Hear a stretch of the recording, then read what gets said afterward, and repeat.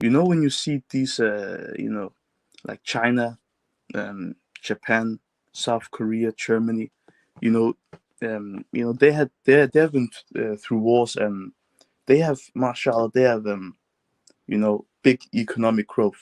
And I wanted to ask, um, why do Muslims not, try to replicate their methods? You know. Well, look, I mean, to be honest with you, this is an aged, like old question now. Is Muslims have had economic growth more so than the rest of the world for a very long time.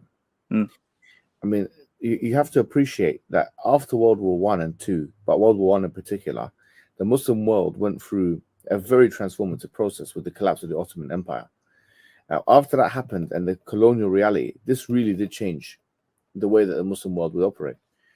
So that's the first thing. The second thing is, this shows and proves the fact that China and Japan are doing so well. There's nothing to yeah. do with ideology. It's nothing to do with Western ideology. Even India, it's Yeah. Hindutva. It's Yeah. And also something else to keep in mind, brother. I think it's a generalization which the certain right-wing Western outlets put out, that the Yeah. Muslim world is economically underdeveloped. Yeah. Anyway, anyone who has that kind of idea ringing in their head, I would ask them to go to Istanbul, to go to Izmir, to go to Anatolia, to go to these places. Look at Turkey. Look at this modern state. Malaysia. Go to Malaysia. Look at. Okay, for example, you're in Denmark. Yeah. You got Denmark, you got Sweden, you got Norway. Why are they doing so well? A lot of it has to do with their natural resources, because they manage their natural resources in a very effective way. Well, guess who else manage their resources in a very effective way? Many Middle Eastern states.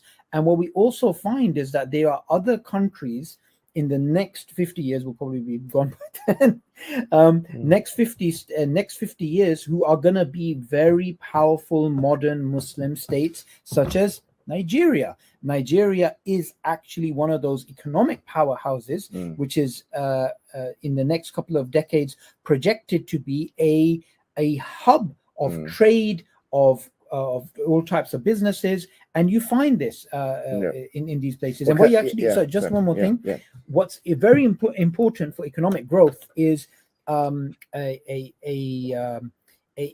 pyramid type of demographic where the young people vastly outnumber the old people. Right? And what we actually find is we have that model in the Muslim world. We don't have it in China.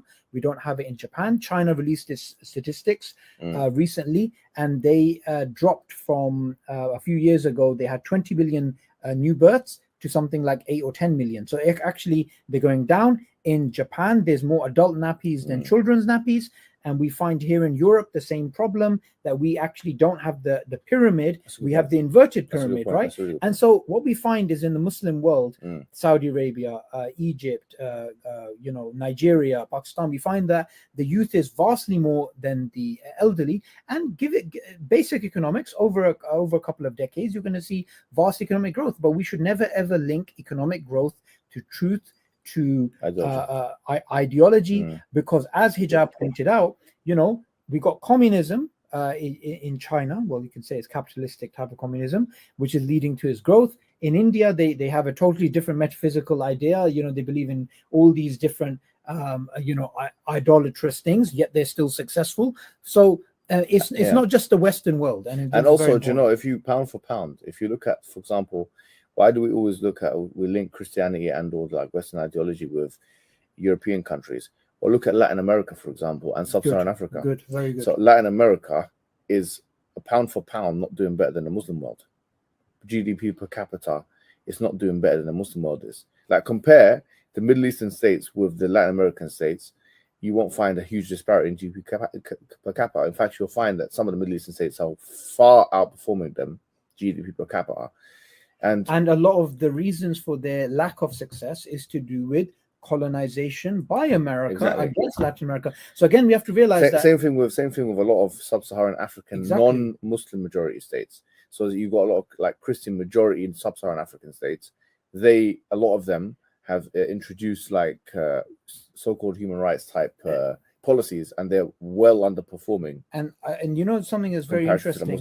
When the Muslims had their last caliphate, when we had the Ottoman Empire, before that the Abbasids and the Umayyads and even other Sokoto Empire, all these empires that existed, the Muslims never ever turned around and said to the other world countries, oh, because we're economically rich or scientifically advanced, therefore we're speaking the truth, because we knew the truth had nothing to do with these things. So it's a very crude argument that's being used by the other side. And history, we have cycles, right? And what we need to do is we need to remember that Quran says that these are the days that we alternate between the people. And I just want to highlight something, brother Khalid, and Hijab can maybe agree or disagree with this. It's not haqq, it's not fact, it's just an anecdotal thing to think about.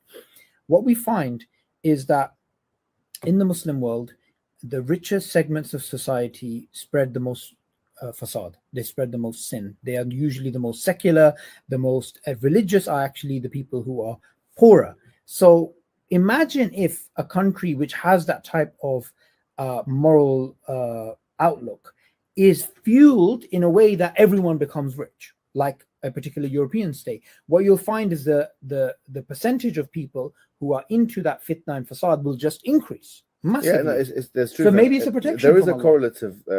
But it wasn't true in the past. Yeah. There's a correlative relationship between those countries with the most war and these kinds of things and religiosity. Like, for example, Somalia is the best example.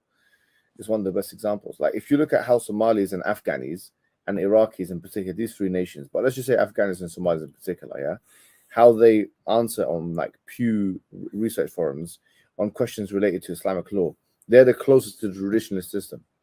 Like, so in many ways, you could say that they have stuck to the religion the most. And that is it's because sometimes in bala, in situations of trial, sometimes it can be the case, and that can cause you to be most introspective. So one thing that can look bad to us in this dunya can be very good for us in the akhirah. And that's another dimension of things we have to look at. وعسى أن تكرهوا شيئا وهو خير لكم وعسى أن تحبوا شيئا وهو شر لكم والله أعلم وأنتم لا تعلمون. You could hate something, it's good for you, and you can love something, it's bad for you, and Allah knows, and you don't know. So for us, it's not a matter of that. And in a nutshell, we don't care too much. I mean, there is an impetus. I'm not saying that we should not be successful, if you like, so quote unquote, or performing well in these indicators. But for us, it's not the gharad. It's not like we don't have an American dream in that respect.